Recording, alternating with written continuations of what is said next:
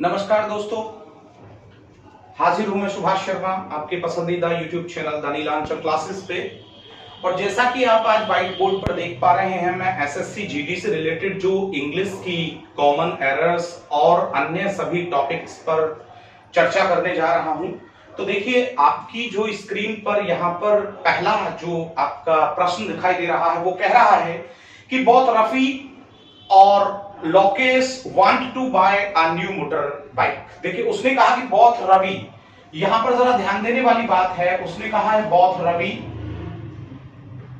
और Lokesh want to buy new bike. देखिए, उसने आगे कह दिया want to buy new bike. मैं यहां पर इसे नोट डाउन नहीं कर रहा हूं क्योंकि मुझे यहां पर एरर पोर्शन जो है वो दिखाई दे गया है। देखिए, आपको मालूम है कि जब भी हम बोथ का प्रयोग करते हैं तो उसके साथ हम क्या लेकर के आते हैं कंजक्शन में। बोथ के साथ जो रिलेटेड कंजक्शन होता है वो होता है एंड, ना कि और होता है। ठीक है, आपको बताया गया होगा कि जब आइदर और लाते हैं, नाइदर नॉर लेकर के आते हैं, तो जो सेकंड सब्जेक्ट होता है उसके अकॉर्डिंग हमने क्या करना होता है, हेल्पिंग वर्ब होता है, मेन वर्ब होता है, और जो पॉसेसिव होता है वो उनके अकॉर्डिंग लाया जाता है। इसी प्रकार से जब हम बोथ हैंड को लेकर के आते हैं तो उसके साथ हम और का प्रयोग नहीं करते हैं। और दूसरी बात और याद रखिएगा कि जब बोथ हैंड लाते हैं तो उसमें जो एचवी या एमवी होता है ना, वो हमेशा किस रूप में होता है, प्लूरल में होता है। ठीक है ना, और उसके साथ जो पॉजेसिव होता है ना वो भी कैसा होता है, प्लूरल होता है, क्योंकि बोथ की बात जब की जाती है तो इसका मतलब होता है दोनों। ठीक है ना, दोनों ही। ठीक है ना, और एंड से मतलब क्या हो जाता है, और। ठीक है ना, तो इसमें तो ऑलरेडी क्या हो जाता है, यहां पर ये प्लूरल हो जाता है। तो यहां पर जो आपका ऑप्शन ए है, यानी कि जो और दिया है वहां पर क्या आना है, वहां पर एंड आना है। तो आपका जो फर्स्ट यहां पर कॉमन एरर है वो आप बहुत अच्छे से समझ गए होंगे। ठीक है, चलिए अब हम यहां से जंप अप करते हैं। आपके सेकंड जो सेंटेंस या जो सेकंड यहां पर एरर दिया है उसको मैं देखता हूं आपके स्क्रीन पर। तो वहां लिखा हुआ है कि 10,000 rupees are a big amount for Komal. देखिए यहां पर जरा देखिएगा, 10,000 रुपीज। देखिए नंबर 2 में देखिएगा, उस नंबर 2 में कहा है 10,000 रुपीज, 10,000 और आगे उसने लिखा है रुपीज। ठीक है ना, मैं शॉर्ट में लिख देता हूं। और फिर आगे लिखा है are a big amount, are a big amount. जब हम बात कर रहे हैं 10,000 rupees are a big amount, और किसके लिए, कोमल के लिए, तो जरा आप यहां पर थोड़ा सा मतलब बस माइंड पर प्रेशर डालेंगे। देखिए यहाँ पर 10,000 रुपीज है, बिल्कुल सही है, 10,000 रुपए की बात कह रहे हैं, लेकिन अमाउंट तो हमारा सिंगुलर है ना। तो 10,000 रुपए की जो धनराशि है वो कोमल के लिए बड़ी है या बड़ी है, तो वो सीधी सी बात है कि वो बड़ी है। और जब वो बड़ी है तो श्योर है कि you must use over here is in place of A. तो your option A is absolutely right over here. तो यू मस्ट टिक ए, आपको ए यहां पर लगाना होगा। तो आप समझ गए होंगे कि यहां पर जो सेकंड आपका सेंटेंस है उसमें हमने यहां पर ए को क्यों लिया है, क्योंकि 10,000 रुपए की धनराशि का अमाउंट सिंगुलर है। ठीक है, अगर हम केवल 10,000 रुपए की बात करते तो प्लूरल हो जाता। ठीक है, चलिए अब हम यहां से नंबर 3 की ओर चलते हैं और बहुत जल्दी से समझते हैं कि जो नंबर 3 है आपका वो यहां पर क्या कह रहा है। उसने कहा कि Kanika and her father had been living at Delhi for 2001। जरा देखिएगा, तो कनिका एंड हर फादर, देखिए यहां पर बिल्कुल सही है पहला portion, Kanika and her father, क्योंकि कनिका के साथ हर फादर आएगा, बिल्कुल सही है। यहां पर पॉसेसिव जो है, अब कनिका एंड हर फादर, फिर उसने कहा कि हैड बीन लिविंग, तो देखिए पास्ट परफेक्ट हो गया, हैड बीन लिविंग, ये भी बिल्कुल सही है। Kanika and her father had been living, Kanika और उसके जो पिता हैं वो रह रहे हैं, और कहां रह रहे हैं, उसने कहा कि एट दिल्ली, और कब से रह रहे हैं, फॉर 2001। जरा यहां पर गौर दीजिएगा, हमने यहां पर एरर को बिल्कुल कैच कर लिया है। और देखिए एरर ने कहा कि पहले तो आप ये देखिए कि जो दिल्ली है वो प्रॉपर नाउन है और बिग प्लेस है, और जब प्रॉपर नाउन होता है और बिग प्लेस होता है, क्या होता है, proper noun but big place. कैसा होना चाहिए, बिग प्लेस होता है अगर प्रॉपर नाउन में, तो हमने क्या लगाना होता है, वहां पर इन लगाना होता है। तो इस एट के स्थान पर आप क्या लेकर के आएंगे, इन लेकर के आएंगे। पहला नियम आप समझ गए होंगे। सेकंड वन वो यहां पर कह रहा है कि कब से, 2001 से। तो 2001 से बात जब हम कर रहे हैं तो वो पॉइंट ऑफ टाइम है, क्या है, पॉइंट ऑफ टाइम है। और जब वो पॉइंट ऑफ टाइम है तो श्योर है कि पॉइंट ऑफ टाइम के लिए आप फॉर नहीं, आप सिंस का प्रयोग करते हैं। चलिए मैं थोड़ा सा आपको बता देता हूं कि ये फॉर और सिंस का प्रयोग यहां पर कैसे होगा, सिंस यहां पर जो है वो सही कैसे होगा और जो फॉर है वो यहां पर गलत कैसे होगा। तो जरा ध्यान से देखिएगा अभी आप इसको। देखिए एक होता है आपका वर्ड सिंस, एक वर्ड होता है फॉर, दोनों ही प्रीपोजिशन है, दोनों से तात्पर्य आपका से होता है। देखिए जरा ट्रिक में समझिएगा कि आप जब सेकंड से लेके सेंचुरी तक जाते हैं, कहां तक जाते हैं, सेकंड से लेके सेंचुरी तक का जितना भी टाइम है, इस सबसे पहले आपको फॉर लगाना होता है और इसी में एक टाइम और बचता है लॉन्ग टाइम। और इसके अलावा जितना भी टाइम बचता है, माना जनवरी आ जाए, संडे मंडे ट्यूसडे आ जाए, माना कि यहां पर आपका मॉर्निंग इवनिंग आ जाए, तो ये जितना भी टाइम बचेगा ना वो सब सिंस में जाएगा। थोड़ा मैं समझा देता हूं। उसने कहा सेकंड, सेकंड से ऊपर मिनट, मिनट से ऊपर आवर, आवर से ऊपर डे, डे से ऊपर वीक, वीक से ऊपर यदि हम यहां पर चल रहे हैं तो हमें क्या मिलेगा, मंथ, मंथ से ऊपर ईयर, ईयर से ऊपर डिकेड, डिकेड से ऊपर क्वार्टर सेंचुरी, फिर हाफ सेंचुरी, फिर सेंचुरी और एक लॉन्ग टाइम। ये जितनी भी यूनिट्स आपकी अपर चलती चली जाती हैं उन समय से पहले आप फॉर लगाते हैं और बाकी जितना भी टाइम इससे बच जाता है उसमें क्या लगाते हैं, सिंस। मुख्यतः जो प्रयोग होता है वो परफेक्ट कॉन्टिन्यूअस में होता है, चाहे वो प्रेजेंट हो, चाहे पास्ट हो, चाहे वो फ्यूचर। तो यहां पर भी जब हमने देखा ये पास्ट परफेक्ट कॉन्टिन्यूअस है और 2001 इसमें जाएगा ना कि इसमें जाएगा, तो हमने यहां सिंस लगाना होगा। तो I think that you have just understood well. Now number 4, हम नंबर 4 की बात कर रहे हैं। नंबर 4 क्या कह रहा है, जरा यहां पर अब आपको देखना है। अब जब हम देख रहे हैं यहां पर नंबर 4 को, तो वो कह रहा है कि ही रैन सो फास्ट, वह इतनी तेजी से दौड़ा that he was sure of win the race, वो इतनी तेजी से दौड़ा कि वह रेस जीतने के लिए बिल्कुल श्योर था, कंफर्म था, उसको पता था कि वो रेस जीतेगा। तो जरा ध्यान दीजिएगा कि ही रैन सो फास्ट। देखिए मैं लिखे देता हूं, ही रैन सो फास्ट, आपकी स्क्रीन पर आ रहा है दैट की। देखिए एक बात याद रखिएगा, जहां पर भी हमारा कंजक्शन सो आ जाता है उसके साथ दैट लगाते हैं, तो सो का मतलब होता है इतना, इतनी, इतने। क्या होता है, इतना, इतनी, इतने। और दैट का मतलब क्या होता है, कि। तो वो कह रहा है कि वह इतना तेज दौड़ा कि ही वॉज श्योर ऑफ। तो देखिए ये भी सही है, he was sure of, he was sure of, तो ये भी बिल्कुल यहां पर सही है कि वो श्योर था। किस चीज के लिए, उसने कहा विंदा रेस, बस यहीं पर ही फ्लक्चुएशन है, विंदा रेस यहां पर नहीं आएगा। अब आप कहेंगे क्यों नहीं आएगा, देखिए जब लास्ट कक्षा मैंने आपको यहां पर दी थी इंग्लिश की, तो मैंने उस कक्षा में आपको बताया था कि where there we use we have to use of a preposition, we have to use of objective के stand। जब भी हम preposition वर्ड लेकर के आते हैं तो उसके बाद एक तो हम ऑब्जेक्टिव केस लेकर के आते हैं, और यदि हम एक्शन लेकर के आते हैं, वर्ब लेकर के आते हैं, तो वो आईएनजी फॉर्म में होता है। किस में होता है, आईएनजी फॉर्म में होता है। तो जब यहां पर ये हमने ऑफ लगा दिया, प्रीपोजिशन है, तो प्रीपोजिशन के बाद अगर आप क्या लेकर के आ रहे हैं, वर्ब ला रहे हैं, टू के साथ एक्शन फर्स्ट आता है, याद रखिएगा। लेकिन जब प्रीपोजिशन के बाद ज्यादातर वर्ब लेकर के आते हैं तो आप क्या लेकर के आते हैं, फॉर्म आईएनजी वाले लेकर के आते हैं। तो यहां पर जो आपका सी ऑप्शन है नंबर 4 में वो बिल्कुल सही है।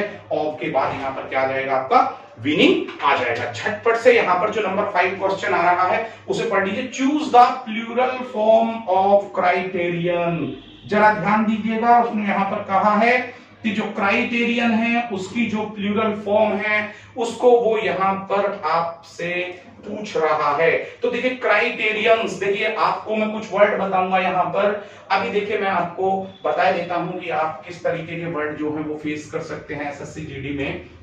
बहुत जल्दी से मैं आपको बता रहा हूं, क्राइटेरियन का पूछा है। देखिए मैं अभी आपको बताऊं कि आपने वर्ड सुना होगा चाइल्ड, चाइल्ड सिंगुलर वर्ड होता है और चाइल्ड मींस होता है बच्चा।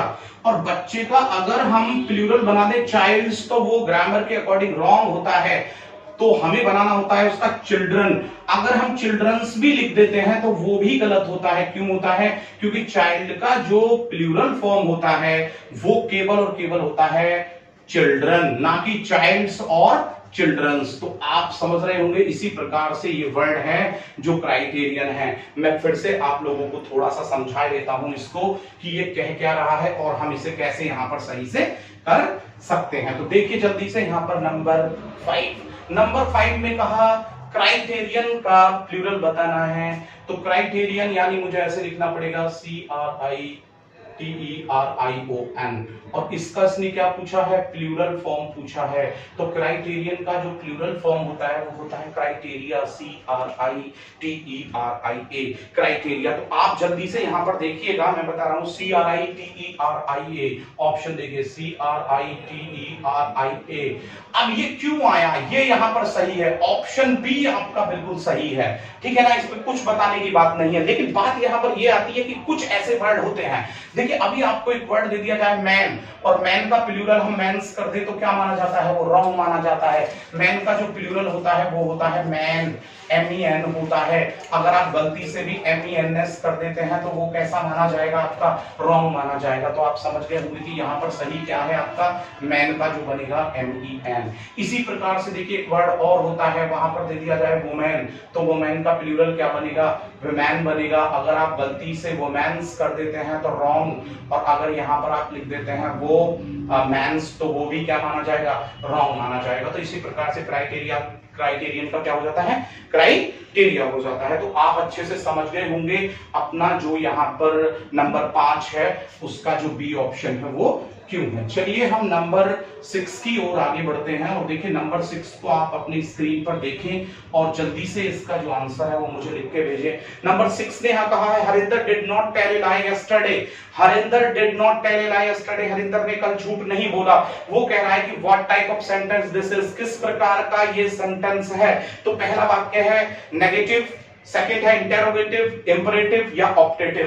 तो सीधी सी बात है कि जब इसमें डिड नॉट आ गया है तो ये क्या होना चाहिए, ये नेगेटिव होना चाहिए। अब आप कहेंगे कि फिर ये बताइए कि ये इंटेरोगेटिव क्यों नहीं है, क्वेश्चन नहीं है इसके अंदर, ना ही क्वेश्चन साइन है, तो ये इंटेरोगेटिव नहीं है। इसके बाद वो कहता है कि ये बताइए कि आपका इंपरेटिव क्यों नहीं है। इंपरेटिव बोले तो आज्ञावाचक, इसमें कोई आज्ञा नहीं दी गई है, इसलिए इंपरेटिव नहीं है। और ऑप्टेटिव में गुड या बैड विशेस की बात की जाती है, और इसने तो सीधा ये कहा है कि जो हरिंदर है उसने कल झूठ नहीं बोला, तो श्योर है कि ये नेगेटिव है। और आपका क्या ऑप्शन होगा, ए ऑप्शन हो जाएगा नंबर 6 में। तो आप नंबर 6 को अच्छे से समझ गए। तो चलिए हम नंबर 7 की बात करते हैं। Find out the synonym of zeal.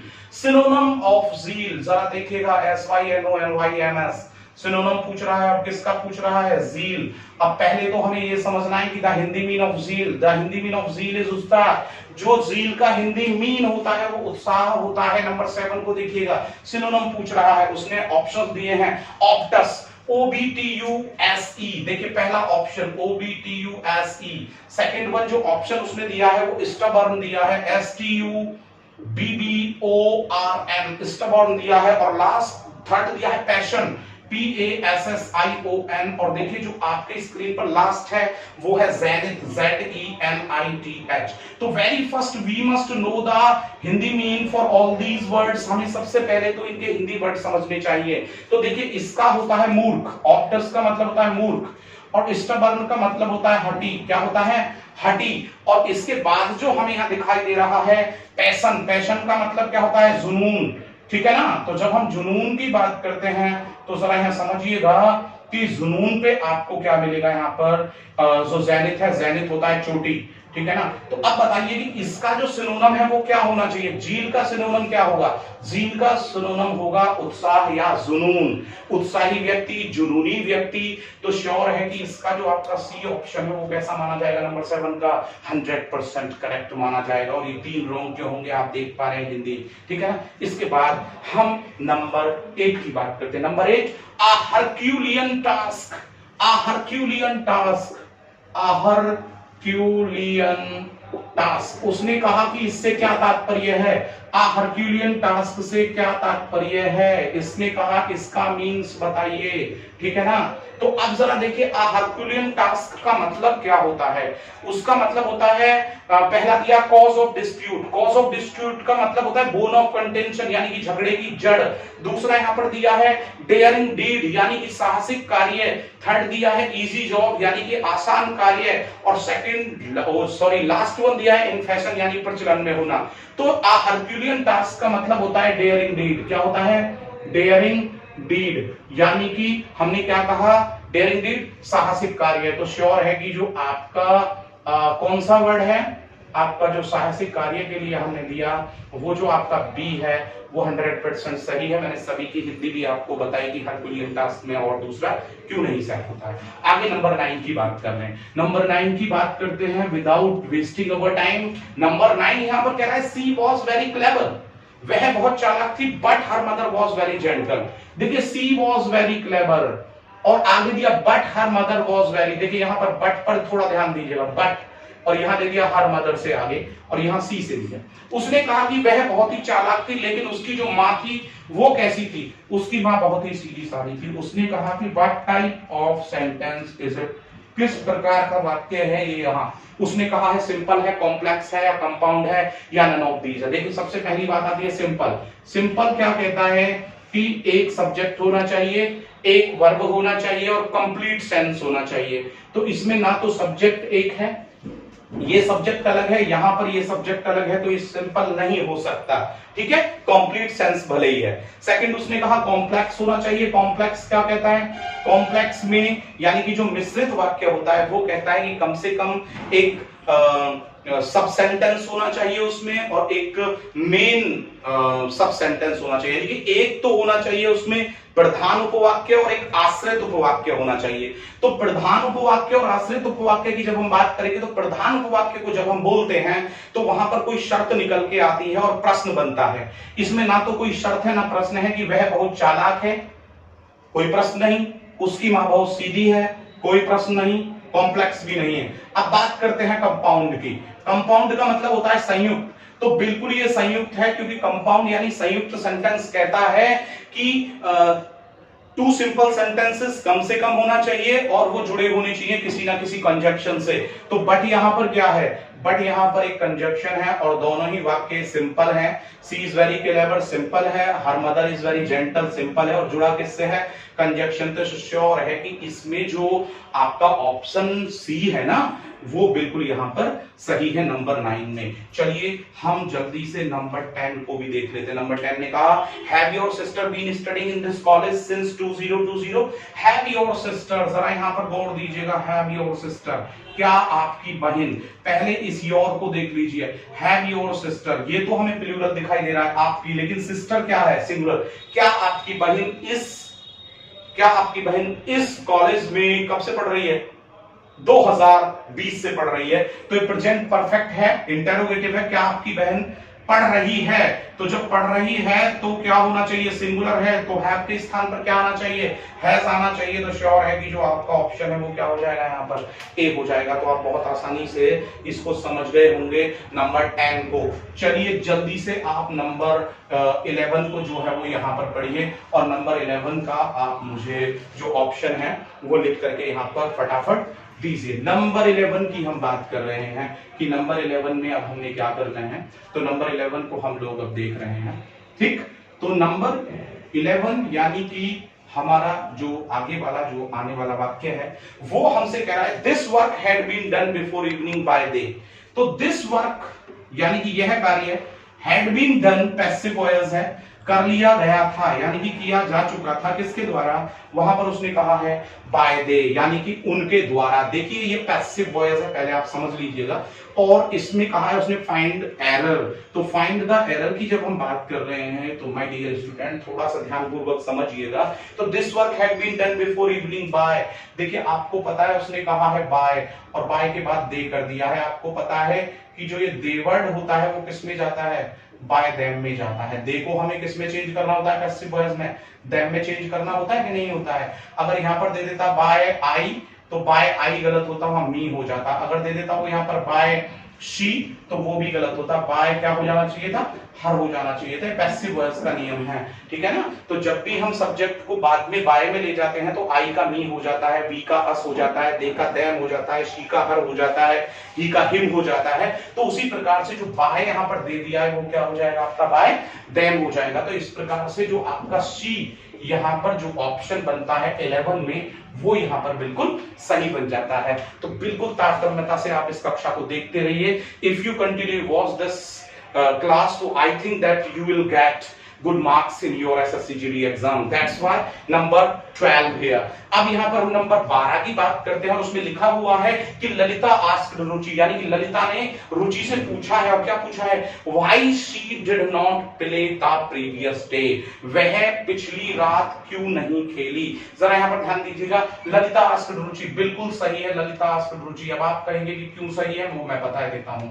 Lalita asked रुचि, अब यहां पर दे दिया उसने ललिता आस्क्ड रुचि, ललिता ने रुचि से पूछा और सीधा सीधा यहां पर कहा है उसने why she did not play, why she did not play, और आगे कह दिया है the last night या the previous night। देखिए यहां उसने प्रीवियस लिखा है, कोई दिक्कत नहीं है, प्रीवियस को लास्ट भी लिख सकते हैं हम, लेकिन पहले ये बताना जरूरी है कि ये डायरेक्ट स्पीच है, सॉरी इनडायरेक्ट स्पीच है। क्या है ये? इनडायरेक्ट स्पीच है। अब अगर हम इसको डायरेक्ट स्पीच में लेकर के चले तो ये बनेगा कि ललिता आस्क्ड को किस में बदल देंगे, said to Ruchi, comma, inverted comma, why did she not play yesterday. जरा गौर दीजिएगा, if you have studied about direct speech into indirect speech और indirect speech into direct speech well, तो अगर किया है तो बहुत अच्छी बात है। आपकी जो पुरानी कक्षाएं अभी भी पड़ी हुई हैं हमारे इस पर जो है चैनल पर, बहुत अच्छे से उसमें डायरेक्ट इनडायरेक्ट को आपको सिखाया गया है, उन्हें जरूर देखिएगा।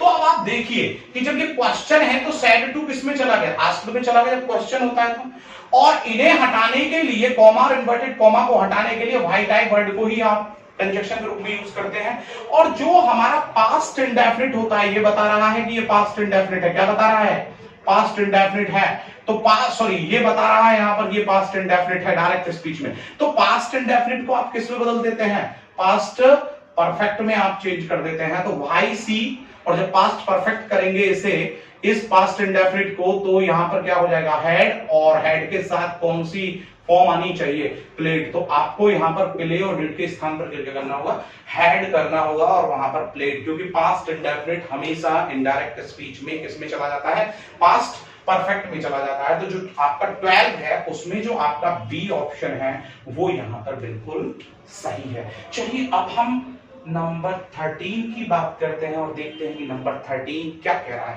Find the type of sentence the following written, जो भी नीचे लिखा हुआ है उस सेंटेंस का उसने टाइप पूछा है। Go to Mumbai from Delhi by bus, जरा देखिए गो टू मुंबई, इसी ने ही हमको बता दिया है, गो टू मुंबई यानी कि मुंबई जाओ, कहां से जाओ, फ्रॉम दिल्ली यानी कि आप दिल्ली से जाओ, और किससे जाना है, बाय बस जाइए। तो देखिए यहां पर आप थोड़ा देखिए, गो टू मुंबई, हमने कहा गो देयर वहां जाइए, हमने कहा कम हियर यहां आइए, हमने कहा स्टैंड अप खड़े हो जाइए, हमने कहा सिट डाउन बैठ जाइए। तो श्योर है कि गो टू मुंबई यानी कि मुंबई जाइए, ये हमारा कौन सा वाक्य है, जब आज्ञा दी जाती है किसी में तो वो कौन सा वाक्य होता है, इंपरेटिव सेंटेंस होता है। तो आप जल्दी से ऑप्शन दीजिए, कहीं इंपरेटिव सेंटेंस इसमें दिया है, यस, जो आपका सी ऑप्शन है वो ही तो इसमें इंपरेटिव दिया है और आज्ञावाचक है, श्योर है, ठीक है। अब इसके बाद आगे चलते, दे रैन फास्ट सो दैट, देखिए जरा समझिएगा नंबर 14, दे रैन फास्ट फास्ट इंडेफिनिट है, दे रैन फास्ट पास्ट इंडेफिनिट है। देखिए यहां पर ये एक्शन सेकंड है, कौन सा है, सेकंड है। तो उसने कहा कि वे तेज दौड़े, और देखिए ये कंजक्शन देखिएगा, सो दैट कंजक्शन से तात्पर्य होता है ताकि, वे तेज दौड़े ताकि दे ब्लैंक कैच द ट्रेन। जरा वाक्य पर गौर दीजिएगा, वाक्य शुरू में पास्ट है, क्या है, पास्ट है, और याद रखिएगा कि जब हम सो दैट कंजक्शन का प्रयोग करते हैं तो 99% उसके साथ या तो मे आता है या क्या आता है, माइट आता है, राइट है। जब शुरू में यहां पर प्रेजेंट होता तो यहां मे आता है, और जब यहां पर ये पास्ट है, प्रेजेंट होगा तो मे सो दैट के साथ, फिर से समझ लीजिएगा, और जब यहां पर ये पास्ट है तो फिर क्या होना चाहिए, मे का पास्ट क्या होता है, माइट होता है। तो श्योर है कि यहां पर आप क्या कर देंगे, दे रैन फास्ट, वो तेज दौड़े ताकि वो ट्रेन को पकड़ सकते। तो देखिए आप नंबर 14 को यहां पर समझ गए। चलिए हम नंबर 15 की बात करते हैं। 15, the fast man had not been knocking the door for 10 minutes. जरा देखिएगा यहां पर, अब यहां पर वो कह रहा है कि जो लॉस्ट मैन है, यानी कि जो खुआ हुआ आदमी है, had not been knocking the door, तो वो दरवाजे को नहीं खटखटा रहा था। और कब से नहीं? 10 मिनट से। फॉर 10 मिनट्स बिल्कुल सही है। तो देखिए एक बात याद रखिएगा कि जब भी नॉक का प्रयोग हम करते हैं तो उसके बाद प्रीपोजिशन क्या आता है? एट आता है। तो इसमें देखिए कि 15वें में यहां पर एट कहीं दिया है या नहीं दिया है? उन्होंने जो दिया है ऑन दिया है। तो दरवाजे पर अगर बात होती तो श्योर है कि वो फिर दरवाजे पर यहां दस्तक देता ऑन लगाने के लिए, बिल्कुल गलत हो जाएगा।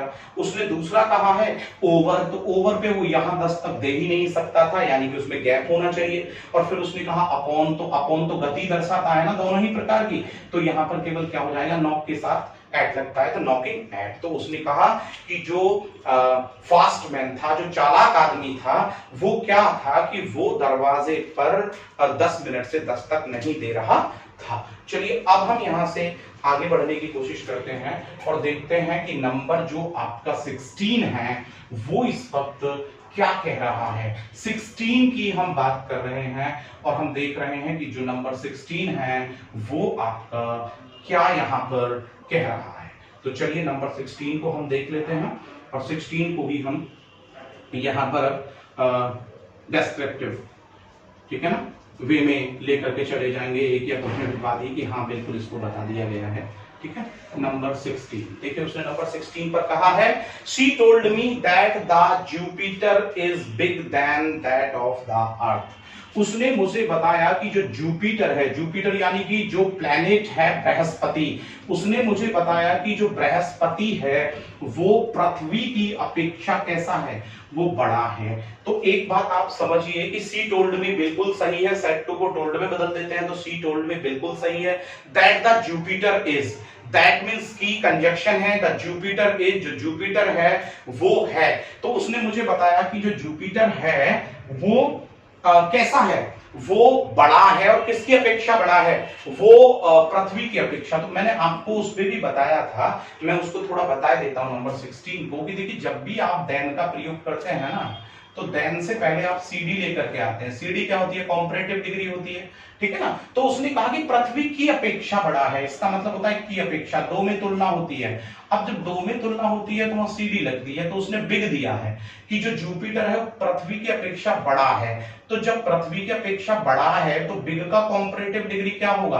बिगर होगा। ये तो अपनी हमारी पॉजिटिव डिग्री है, तो यहां पर आप बिगर लेकर के आ जाएंगे और जो आपका ऑप्शन बी है वो यहां पर बिल्कुल सही हो जाएगा नंबर 16 में, ठीक है ना। चलिए नंबर 17 को देखो, Sunita along with her parents, जल्दी से देखिए आपको, Sunita along with her parents have been watching, देखिएगा ध्यान से, have been watching a movie for 2 hours. देखिए उसने कहा कि सुनीता अपने माता पिता सहित 2 घंटे से, सुनीता अपने माता पिता सहित 2 घंटे से मूवी को वॉच कर रही है। प्रेजेंट परफेक्ट कंटिन्यूअस है, ध्यान दीजिएगा। अब जब कहीं भी वाक्य में आप अलोंग विद का प्रयोग करते हैं, किसका करते हैं? अलोंग विद का प्रयोग करते हैं, तो याद रखिएगा कि जब वहां पर सब्जेक्ट सेकंड दिया जाता है और वहां पर सब्जेक्ट फर्स्ट दिया जाता है, तो अलोंग विद में जो हेल्पिंग वर्ब या मेन वर्ब या पॉसेसिव का प्रयोग होता है ना, वो किसके अकॉर्डिंग होता है? फर्स्ट सब्जेक्ट के अनुसार। तो Sunita along with her parents have दिया है, हैव सुनीता, जबकि आपको पता है कि सुनीता जो है वो सिंगुलर है और यहां पर उसने दे दिया है हैव। तो अब आप बताइए कि जब हम फर्स्ट सब्जेक्ट के अनुसार लेकर के आएंगे तो सिंगुलर होगा, और जब सिंगुलर होगा तो क्या आ जाएगा? यहाँ पर हैज आ जाएगा।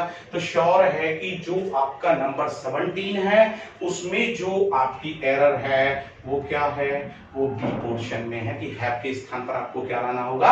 यहाँ पर हैज लाना होगा। चलिए हम नंबर 18 की बात करते हैं और झटपट से हम इसे कर लेते हैं। अरुण एंड तुषार, जरा ध्यान दीजिएगा, Arun and Tushar know very good how to speak French, यानी कि अरुण एंड तुषार, देखिए जब यहां उसने दे दिया अरुण एंड तुषार, तो अरुण और तुषार कितने हो गए? 2 हो गए।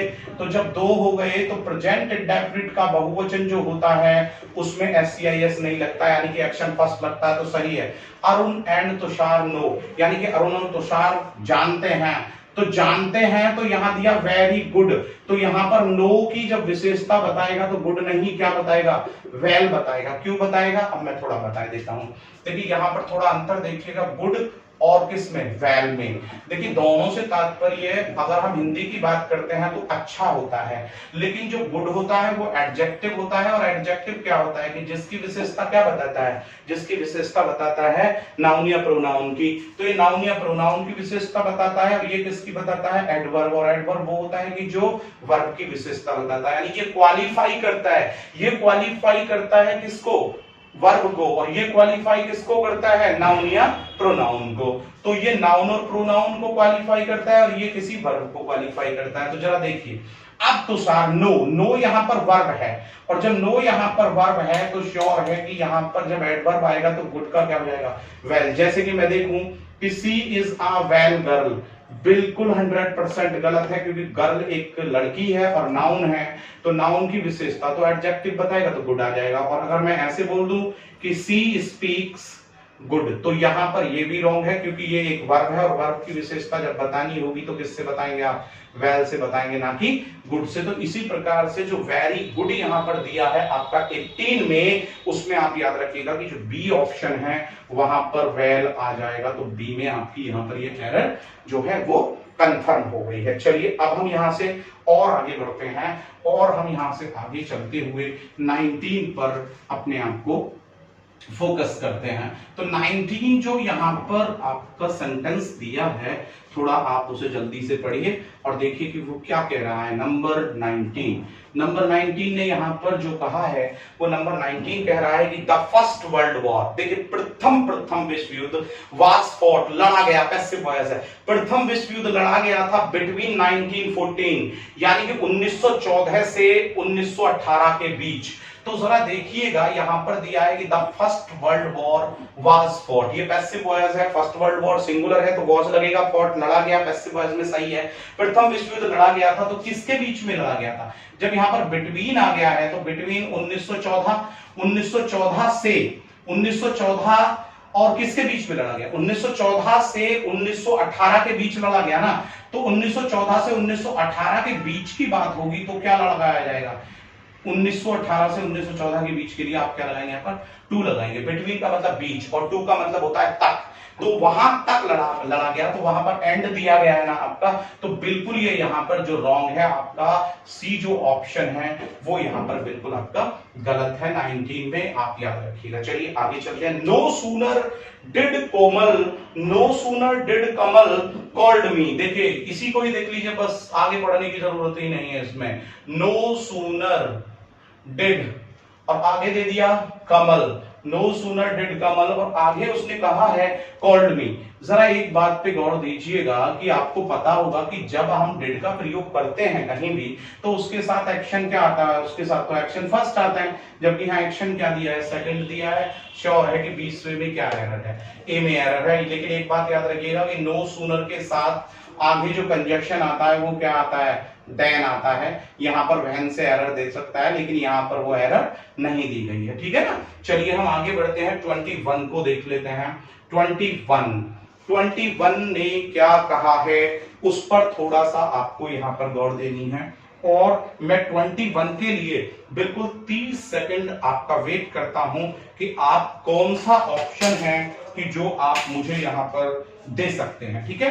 तो हम 21 की यहां पर बात कर रहे हैं और देखते हैं कि 21 में आपका अभी तक कोई मेरे पास जवाब नहीं मुझे यहां दिखाई दे रहा है, ठीक है।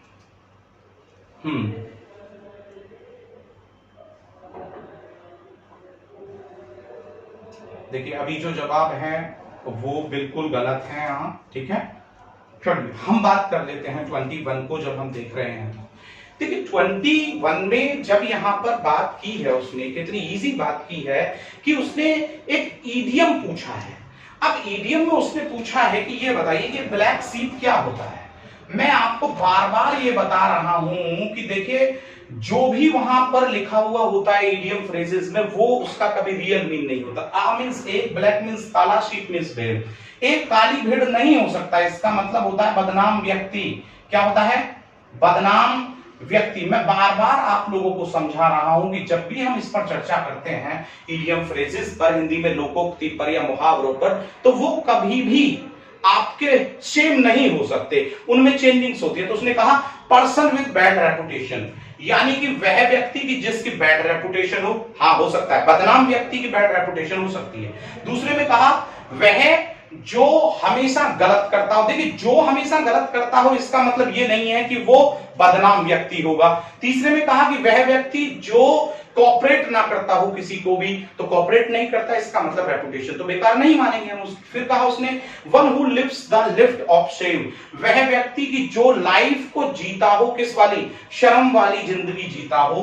तो इनमें अगर सबसे अच्छी बात की जाए तो जो ए ऑप्शन है पर्सन विद बैड रेपुटेशन, क्या बोला है उसने, पर्सन विद बैड रेपुटेशन, ये बिल्कुल बैड रेपुटेशन में ये सभी आ जाते हैं, ठीक है ना, रेपुटेशन में ये सभी आ जाते हैं। तो जो आपका ऑप्शन ए है वो यहां पर बिल्कुल सही है, क्योंकि ये तीनों ऑप्शन भी इसी में ही समाहित हो जाते हैं। नंबर 4, अब 22 की हम यहां पर बात करें। 22 ने कहा select the synonym of the given word, उसने कहा फिक्टिशियस यानी कि काल्पनिक। अब काल्पनिक का वो क्या पूछ रहा है, उसने कहा फिक्टिशियस,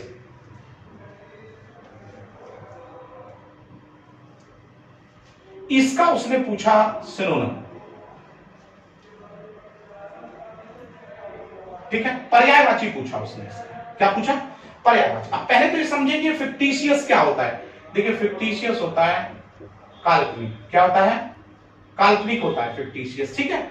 अब उसने कहा कि यहां पर आपको यह बताना है कि जो फिक्टिशियस होता है, जो काल्पनिक होता है, उसे आप सिनोनिम के रूप में बताएं। तो देखिए मैं आपको बताऊं, ऑप्शंस दिए, पहला दिया फॉल, FOUL, फॉल का मतलब तो होता ही क्या है, बेईमानी होता है। तो काल्पनिक और बेईमानी तो दोनों अलग अलग हो गए, रॉन्ग। उसने सेकंड यहां पर दिया फॉल्स, फॉल्स का मतलब होता है झूठा। हाँ झूठा एक काल्पनिक हो सकता है, भाई जो झूठा है, जो है ही नहीं, तो वो श्योर है कि काल्पनिक होगा। एक दिया फ्लैटरिंग, और फ्लैटरिंग से मतलब होता है चापलूसी। क्या होता है, फ्लैटरिंग का मतलब होता है चापलूसी, ठीक है ना, palm the grease, or grease the palm. फिर दिया उसने फ्रेल, और फ्रेल का मतलब होता है वीक एंड डिलाइकेट, यानी कि अनैतिक या दुर्बल। तो जब उसने कहा लास्ट वाले के लिए दुर्बल है, वीक है, कमजोर है, तो चार ऑप्शंस में से कौन सा सही होगा फिर आपका ऑप्शन, आपका ऑप्शन होगा यहां पर जो बी है वो बिल्कुल सही होगा, 22वें का, 22वें का बी सही है। चलिए हम 23वें की ओर चलते हैं, 23 को देखते हैं कि जो 23 है वो आपका क्या कह रहा है। 23 ने कहा है चेंज इनटू पैसिव वॉयस, यानी कि आपको पैसिव वॉयस में चेंज करना है। और उसने पैसिव वॉयस के लिए कहा है रोज स्मेल्स स्वीट, यानी कि जो गुलाब है वो भीनी भीनी खुशबू देता है। पहले तो आप इसे देख लें कि प्रेजेंट इंडेफिनिट है, क्या है, प्रेजेंट इंडेफिनिट है, रोज स्मेल स्वीट। रोज स्मेल स्वीट क्या है आपका, प्रेजेंट इंडेफिनिट है, पहले समझ लीजिएगा। और जब प्रेजेंट इंडेफिनिट की आप पैसिव वॉयस बनाते हैं, किसकी पैसिव वॉयस बनाते हैं, प्रेजेंट इंडेफिनिट की पैसिव वॉयस, तो इज एम आर के साथ में एक्शन थर्ड लेकर के आते हैं। अब इसके अंदर कोई भी ऑब्जेक्ट नहीं है, तो ऑब्जेक्ट नहीं है तो हम इसे ऐसे बनाएंगे कि रोज स्मेल्स स्वीट, रोज जो है वो भीना भीना महकता है जब इसको सूंघा जाता है। तो जब इसे सूंघा जाता है तो when it is smelled, it किसके लिए आया, रोज के लिए, इट इज स्मेल्ड, जब इसे सूंघा जाता है। समझ में आया, तो rose smells sweet when it is sweet, जब आप इसे कर देंगे कि जब इसे सूंघा जाता है, rose smell sweet when it is smelled, जब इसे सूंघा जाता है। और देखिए इसका पहला option rose smells sweeted, sweeted क्या है यहाँ पर, स्मेल तो ऑलरेडी यहाँ वर्ड है, स्वीटेड तो यहाँ पर वर्ब भी नहीं है, तो श्योर है कि ए बिल्कुल गलत। बी में बोला रोज स्मेल्स स्वीटली, देखिए रोज जो है वो भीनी पूर्वक महकता है, ये भी यहाँ पर गलत है। तीसरे में कहा rose will smell sweet when it is taste, when it is taste, जब इट इज आ गया तो एक्शन थर्ड होना चाहिए था, जब पैसिव हुआ तो टेस्ट का टेस्टेड, इसलिए जो आपका डी ऑप्शन है 23 का वो 100% यहाँ पर सही है। अब हम यहाँ से आगे चलते हैं और हम बात करते हैं किस पर, 24 पर, यानी कि बहुत जल्दी से हम सेकंड लास्ट जो आपका यहाँ पर आज के इस मॉडल कक्षा है आपकी, किसके लिए, SSC GD के लिए। तो तो उसमें हम 24 पर बहुत जल्दी आ गए हैं और देखते हैं कि 24 आपका जो है वो क्या कहता है। देखिए 24 ने कहा select the antonym of equity. Equity ACQUIT, equity का उसने क्या पूछा है, एक्विट का उसने आपसे पूछा एंटोनिम। क्या पूछा है? एंटोनिम, ठीक है ना, एंटोनिम यानी कि विलोम। अब जब उसने विलोम या विपरीत पूछा है तो सबसे पहला फर्ज है कि हम एक्विट को समझें कि एक्विट जो है वो क्या कह रहा है। देखिए एक्विट मींस होता है बरी करना, यानी कि फ्री कर देना किसी को, बरी करना, ठीक है ना, ठीक है, यानी कि फ्री छोड़ देना किसी को, ठीक है। अब उसने कहा पहला स्मार्ट, स्मार्ट होता है बुद्धिमान, तो स्मार्ट तो इसमें नहीं बनेगा क्योंकि स्मार्ट मैंने बताया बुद्धिमान, राइट है। सेकंड में कहा आपने कंडम। अब कंडम ये जरा समझिएगा, कंडम की बात करें तो निंदा करना या बंधक बनाना, दोबारा से समझना, बंधक बनाना या निंदा करना, ठीक है। अब जरा देखिए यहां पर उसने कहा फ्री कर देना, एक्विट का मतलब है फ्री कर देना, बरी कर देना, ठीक है, और उसने यहां पर कहा बंधक बना देना, राइट है। तो श्योर है कि होना तो बी ही चाहिए, लेकिन अभी हम दो ऑप्शंस और देख लेते हैं। नेक्स्ट में कहा माइल्ड। माइल्ड का मतलब होता है कोमल, मृदु, प्यारा, तो श्योर है कि यहां माइल्ड नहीं बनेगा। एक कहा उसने डिस्पेयर, डिस्पेयर मींस होता है निराशा, तो निराशा भी नहीं बनेगा, तो श्योर है कि आपका जो 24 का है वो क्या बनेगा, यहां पर कंडम बनेगा। 25 यानी कि लास्ट, इस कक्षा का लास्ट, वो कह रहा है Naveen is the person of this society. Naveen is the, देखिए यहां पर जरा समझिएगा, मैं लिख देता हूं इसको, नवीन इज द, अब उसने कहा पर्सन ऑफ दिस सोसाइटी, जरा वाक्य पर गौर दीजिएगा, सोसाइटी, तो जरा वाक्य पर गौर दीजिएगा। उसने कहा ब्यूटीफुल, देखिए ब्यूटीफुल लड़की के लिए यूज होता है, पॉजिटिव डिग्री है, नहीं आ सकता, ए बिल्कुल रॉन्ग। दूसरे में कहा most beautiful, yes superlative degree है, लेकिन लड़की के लिए यूज किया जाएगा यहां पर। और नवीन जो है यहां पर पुरुष है, तो इसको भी हटा देंगे। और देखिए सी में कहा है हैंडसम, हैंडसम यहां पर पॉजिटिव डिग्री है, और जब दा जाता है तो दा के बाद कौन सी डिग्री आती है, सुपरलेटिव डिग्री आती है, तो यहां पर हैंडसम की जो सुपरलेटिव डिग्री होगी वो क्या हो जाएगी, मोस्ट हैंडसम हो जाएगी। तो जो आपका यहां पर डी ऑप्शन दिया गया है वो बिल्कुल सही है प्रिय विद्यार्थियों, नंबर 25 के। तो मुझे बहुत खुशी हुई है आपके सामने इस कक्षा को ला करके, क्योंकि इस कक्षा में जितने भी पॉइंट्स हमने यहाँ पर उठाए हैं उन पर आप यदि बारीकी से गौर करेंगे तो कहीं ना कहीं आपको ये प्रश्न पत्र में मिलेंगे और आपके एग्जाम में अच्छे मार्क्स लाने में सहायता करेंगे। अब मेरी बस आपसे यही एक गुजारिश है, मुझे उत्साहवर्धन करने के लिए कि चैनल को लाइक, शेयर, सब्सक्राइब और कमेंट करना बिल्कुल ना भूलें। जल्द ही आपके सामने नई कक्षा लेकर के हाजिर होऊंगा, तब तक के लिए जय हिंद दोस्तों।